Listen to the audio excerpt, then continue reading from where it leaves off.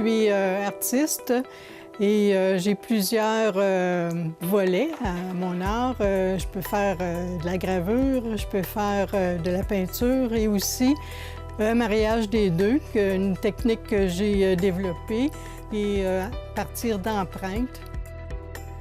Je suis bien attachée au passage du temps. Tout ce que le temps a forgé à la longue. Puis ça me touche beaucoup parce qu'il y a de l'histoire là-dedans. Salut, merci d'être là. Pour ceux qui ont manqué le générique, bien, vous êtes à l'émission Mosaïque. L'émission Mosaïque qui est diffusée à la maison Félix Leclerc de Vaudreuil-Dorion. Et aujourd'hui, bien, je reçois Manon Côté.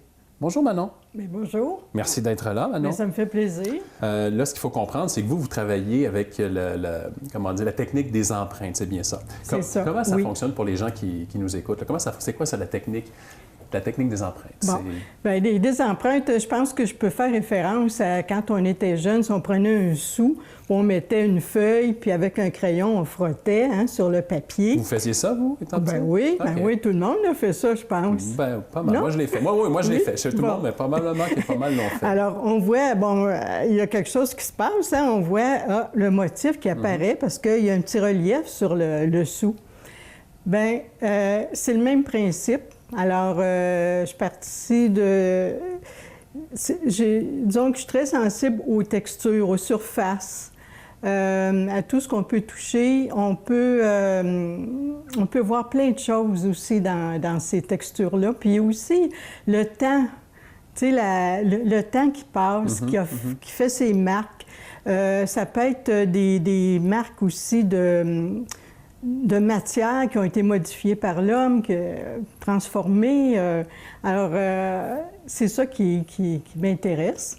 Et puis, alors là, je vais choisir une texture, une surface qui a un peu de relief.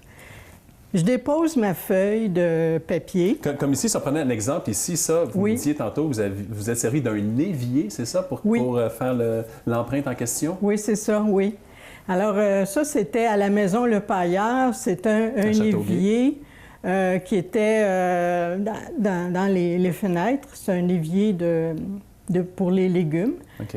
Et puis, alors, c'est une grande surface de pierre. Ça, c'est tout le gris qu'on voit, là. Oui, le gris qu'on voit, là, c'est moi qui ai passé avec mon rouleau.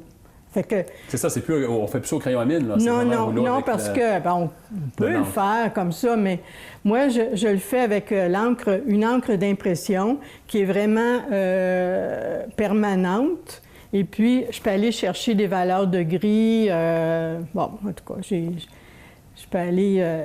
puis, c'est ça, c'est que là, je dépose ma feuille sur cette surface-là, puis je viens avec mon rouleau qui est ancré, avec de l'encre d'impression, puis là, je viens passer dessus.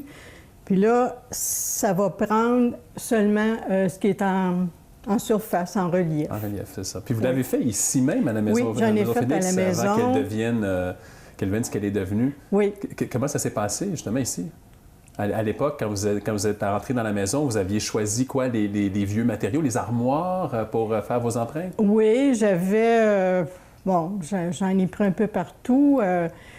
J'en ai pris même dans l'escalier. J'en ai pris, c'est ça, autour des fenêtres, autour des portes. C'était avant la rénovation, là, la restauration. Alors... Est-ce que le toucher, si on parle de sens, est-ce que le toucher, c'est votre sens le plus précieux, vous croyez? Je pense que oui. Moi, je trouve que c'est un sens dont on a peur aujourd'hui. Je sais pas, faudrait se pencher là-dessus. Manon, on ne peut pas parler dans cette entrevue-là sans parler de votre parcours en enseignement. Vous avez enseigné quoi pendant plus de 30 ans? Pendant 30 ans? Oui, 33 ans. 33 ans. Oui. Vous avez pris votre retraite il y a quoi, en 2006? Dans ces eaux-là? 2006, oui. Vous avez commencé à la polyvalente, avant même qu'elle soit à la Cité des Jeunes, la polyvalente dont j'oublie le nom, la polyvalente... à Soulanges. À polyvalente Soulanges. Oui. Ben, c'était pas à la Cité des Jeunes, là, mais la polyvalente Soulanges. Vous avez passé par la Cité des Jeunes. Oui. Quel regard vous avez... J'ai terminé au Collège Bourget. C'est ça. Donc, vous avez quand même été dans les 3 principales écoles de la région. Quel regard vous avez porté sur l'éducation, que vous portez sur l'éducation aujourd'hui? C'est encore dans votre vie? C'est encore présent? Est-ce que vous avez une réflexion par rapport à ça? Est-ce que vous êtes encore ou... Bien, disons que ça a été vraiment... J'ai adoré enseigner. Ça a été une très belle période de ma vie, là. Mais c'est sûr que j'essayais toujours de continuer à produire. Pour moi, c'est comme essentiel, ma production personnelle. C'est ça, vous avez poursuivi, vous me disiez que vous arrêtiez à certains moments d'enseigner pour pouvoir faire de la production, c'est important pour vous. Pendant quelques années, j'ai fait des demi-années pour pouvoir avoir plus de temps pour ma production. Mais je revenais à l'enseignement très motivée. Pour moi, c'est l'enthousiasme qu'on peut donner aux jeunes, c'est ça qui est important. Et quand je vois des anciens élèves qui sont en art aujourd'hui, ça me fait plaisir. Quand je les rencontre sur la rue, puis ils me disent « bonjour », un gros bonjour, ça me fait plaisir, là. Mais pour moi, l'enseignement, c'est terminé. Je vais donner des ateliers de temps à autre, là, mais... Vous avez tourné la page. Oui, oui. Manon, ça fait un grand plaisir de vous recevoir ici et merci d'avoir été là. Bien, ça me fait plaisir. Tant qu'à vous, restez là, on revient dans quelques instants.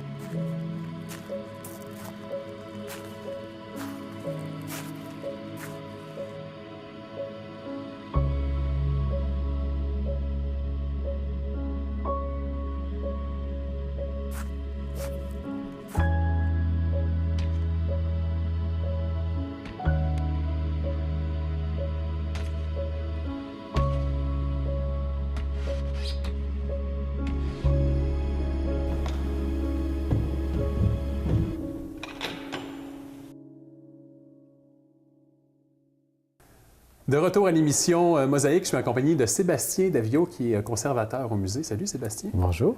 Sébastien, visiblement, tu n'es pas juste conservateur au musée, puisqu'on se retrouve actuellement dans un des points de culture de la ville de Vaudreuil-Dorion, soit à l'église Saint-Michel, et plus précisément, mon Dieu, dans la chapelle seigneuriale. Oui. Et tu me disais tantôt, Sébastien, que ça, ici, c'est un peu, si on veut, l'origine de l'église, c'est bien ça? Bien, c'est l'origine, mais en fait, c'est parce que ça conduit à l'origine. C'est-à-dire que le terrain a été donné par le Seigneur, Michel Chartier de Lobinière, et dans l'Église, ils ont eu un élément où ils ont mis des éléments qui retracent un peu l'histoire de la famille. Donc, il y a des stèles funéraires, il y a des tableaux qui ont été achetés par la famille, il y a un autel qui est relié à la famille. Et c'est pour ça qu'on dit souvent la chapelle seigneuriale, mais en fait, c'est le transept droit de l'Église, qu'on peut appeler aussi la chapelle Saint-Louis, parce qu'il y a 2 œuvres qui se rapportent à Saint-Louis. Et ça, si on remonte à l'origine, on voulait vraiment ici, c'était vraiment un point, un endroit qui était dédié à la famille seigneuriale. Il n'y avait personne d'autre qui venait ici, c'est ça? Exactement. La famille seigneuriale, à l'époque, donc après la construction de l'Église vers 1787, avaient leur banc dédié, donc avec la porte, les armoiries. Ils venaient s'asseoir dans l'église ici. Et là, tout ce qu'on voit en arrière de nous, en arrière-plan, c'est les stèles funéraires. Donc, beaucoup de membres de la famille seigneuriale, ceux qui étaient catholiques, bien sûr, sont enterrés sous les bancs ici. Donc, à peu près une trentaine de personnes de la famille seigneuriale dont les noms sont inscrits sur les stèles en arrière de nous. Et ça, j'imagine que c'était... comment dire, à l'époque, comment qu'on dirait ça, d'être enterré ici, ça devait être pas un privilège, mais oui, un privilège, mais ça devait être un peu spécial aussi. Il y en a combien qui sont ici en tout? Là? Il n'y en a pas beaucoup, là, quand même? Là? Bien, en fait, c'est une pratique courante. C'est-à-dire qu'à l'époque, on enterrait les gens sous l'église, donc à peu près une centaine de personnes qui ont été enterrées. Mais avec les normes au niveau de l'hygiène, c'est là qu'on a commencé à faire des cimetières à l'extérieur. Parce qu'il manquait de place aussi. Il manquait de place. Mais ce qui est intéressant, pour revenir à ta question, c'est qu'encore aujourd'hui, l'un des privilèges de la famille seigneuriale, vu qu'ils ont financé le terrain, ils ont donné le terrain, ils ont financé l'église, ils ont mis des œuvres d'art, c'est qu'encore aujourd'hui, des membres de la famille seigneuriale Chartier de Lobinière Harwood, qui demeurent encore dans la région, il y a des gens qui sont enterrés encore sous les bancs de la chapelle seigneuriale. Donc, c'est sûr que ce n'est pas les corps, mais c'est bien sûr les cendres.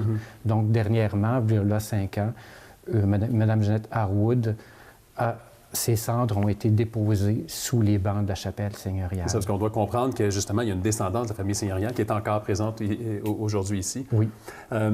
Maintenant, aujourd'hui, là, on fait un saut dans le temps. Quelle lecture on peut faire de cet endroit-là? Est-ce que ça devient un peu comme un musée où on regarde puis on a une trace de l'histoire? Est-ce qu'on l'actualise? Comment qu'on peut lire cet endroit-là aujourd'hui? Bien, des deux façons, en fait, c'est un élément assez intéressant, presque unique. Il y a peu d'églises au Québec qui a vraiment un espace dédié à la famille seigneuriale aussi fort que ça et aussi encore actif. C'est-à-dire qu'encore les messes du dimanche, il y a encore des gens de la famille seigneuriale qui viennent s'asseoir dans leur banc avec les seigneuriales que le musée reproduit à chaque année. Il y a encore des messes où on bonifie, où on représente un peu cet espace, cet univers-là seigneurial. Et donc, l'Église Saint-Michel de Vaudreuil est encore active à ce niveau-là. C'est-à-dire qu'il y a des membres de la famille qui vivent dans la région. Comme je disais tout à l'heure, des gens de la famille sont enterrés ici. Puis, quand on vient, on découvre plein d'éléments. Un des éléments importants au niveau patrimonial, bien entendu, c'est les premiers éléments de décoration. Vous avez un maître-autel de Liébert qui est juste dans le transept droit, qui est devant nous, qui a été sculpté par Liébert. Et là, il y a plein d'éléments qui ramènent à la famille seigneuriale. Donc, il y a le Saint-Louis, parce que la famille seigneuriale Chartier de Lobinière, pour eux, Saint-Louis est important. Donc, c'est le roi Louis XI, je crois, de mémoire. Et comme je voulais montrer aux paroissiens, à leurs censitaires, en fait, qu'ils étaient des seigneurs, ils vont faire plusieurs références à Saint-Louis en disant, vu que c'est un noble, un roi français, on se rattache à la famille seigneuriale qui sont des nobles ici de la Nouvelle-France. Puis on ne le met pas simplement en petit format, oui, ce qui est imposant. Effectivement. On le retrouve sur l'autel, mais on le retrouve aussi effectivement sur le tableau du maître de l'autel, du transept droit, où on représente Saint-Louis, qui... Puis ça, c'est hyper intéressant parce qu'on a trouvé plusieurs des éléments là-dessus. On voit Saint-Louis agenouillé, donc il est allé en croisade, il est revenu avec les éléments de la Passion du Christ, donc la couronne d'épines avec des clous. Et là, il prie devant l'autel. Et là, avec son bras gauche, il présente le blason de la famille seigneuriale. Donc, on voit les armoiries de la famille Chartier de Lobinière. Et le portrait a été donné par un des descendants, donc Michel-Eustache Gaspard Alain Chartier de Lobinière. Et sur le blason, il y a son blason à lui. Il y a le blason aussi de son épouse, qui est de Tonnancour. Donc, Saint-Louis parle à Dieu directement, rien de moins. Et avec son bras, intercède pour la famille d'ici, Chartier de Lobinière et de Tonnancour. Donc, les paroissiens, les censitaires voyaient que par ce magnifique tableau-là, la famille seigneuriale était rattachée à beaucoup plus grand. Beaucoup plus grand, effectivement, puis que même... Que des saints intercédaient pour la famille auprès de Dieu directement. Oui, l'attachement céleste. Là. Céleste. Mais ça, c'était une commande? C'était un don qui avait été fait ou c'est une commande qui avait été demandée par la famille seigneuriale? En fait, c'est une commande. C'est la famille seigneuriale, Michel-Eustache Gaspard Alain, qui l'a payé, qui a demandé à un peintre qui est Louis Chrétien de Hire de faire ce portrait-là. Et ce qu'on a découvert tout récemment, en fait, c'est un historien d'art, Robert de Rome, a découvert que Saint-Louis, le visage de Saint-Louis, c'est le portrait de Michel Eustache-Gaspard, Alain Chartier de Lotbinière. Donc, en plus, il s'est fait représenter en termes de Saint-Louis. Donc, en comparant des portraits d'époque qu'on possède au musée et ce portrait-là, on se rend compte que finalement, il a demandé à l'artiste de le représenter. Fait que c'est encore plus fort au niveau de ses censitaires pour montrer vraiment son pouvoir, en fait, le pouvoir terrestre, mais le pouvoir aussi spirituel et c'est ça, avec le contact avec Dieu. Fait que c'est une chose assez incroyable. Et Libert, c'est ça, Libert? Liébert. Liébert. Oui. Ça se passe comment? Est-ce que ça aussi, c'est une commande ou c'est inspiration artistique? Il dit, ben j'offre. Comment ça s'est fait, ça? C'est une très bonne question. En fait, c'est les deux. Il fallait qu'il y ait des autels, bien sûr, pour la dévotion. Et Liébert va arriver avec des modèles. Le curé de l'époque, Jean-Baptiste de Guire, va accepter. Puis probablement qu'il y a un financement. Ça demeure encore à documenter, mais probablement que la famille seigneuriale demande aussi, donne de l'argent pour réaliser ces hôtels-là. Parce qu'il y en a trois, en fait, l'hôtel du transept de gauche, l'hôtel du transept de droite, puis l'hôtel principal, le maître-hôtel. Et probablement que la famille seigneuriale demande qu'on représente sur la porte du tabernacle Saint-Louis, parce qu'eux ont une dévotion particulière. Fait qu'il faut penser que, dans un premier temps, parce que la première œuvre de toute l'Église Saint-Michel, c'est le tableau de Saint-Louis. Parce qu'avant, c'était blanc ici, là. Oui, tout à fait. Tout était à la chaux. C'est une église en bois. Donc, tous les murs et tout le bois étaient avec de la chaux ou peint en blanc. Et par la suite, c'est ça, ça a pris une centaine d'années avant de voir ce qu'on voit actuellement avec François-Édouard Meloche, qui, lui, a fait le décor qu'on voit actuellement en trompe-l'œil, qui a même refait les couleurs sur les hôtels, parce que les hôtels n'avaient pas cette couleur-là. Donc, ça devait être, à l'époque, doublement imposant d'avoir ce portrait-là dans une église qui avait pas ce qu'il y avait aujourd'hui. Ça prenait toute la place. Exactement, parce qu'il faut voir, le portrait est arrivé, après ça, l'hôtel est arrivé, il y a eu les bancs, etc. Et donc, la décoration de l'église s'est faite graduellement d'une époque à l'autre, parce que ça coûtait excessivement cher. Il fallait déjà la construire. Après ça, il fallait la décorer. Fait que ça se fait parce que c'est les paroissiens qui paient. Et donc, le Seigneur aussi, mais ils vont étape par étape, le temps que ça se fasse, parce que les hôtels peuvent prendre peut-être 2 ans à faire. Le tableau peut avoir été commandé une telle année, est arrivé ici 2 ans plus tard. Il faut prendre le temps de le faire. Et c'est ça, au Chrétien de Hire, ce qui est intéressant sur le tableau également, c'est que c'est le seul portrait signé de cet artiste-là dans l'ensemble du Québec, et même du monde, en fait.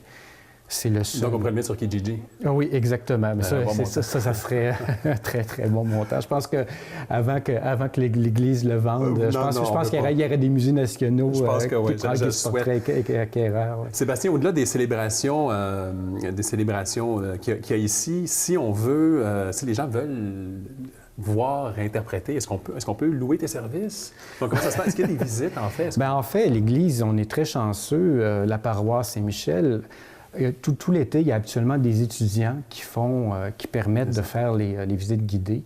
Et donc, si les gens veulent la visiter, pour un petit montant, peuvent avoir le service d'une guide. Puis, ou d'un guide, exactement. Et la connaître également. Il y a des documentaires qui ont été faits sur la restauration de l'Église, sur un projet de diffusion d'un site Internet. On va bientôt mettre l'Église également pour l'histoire.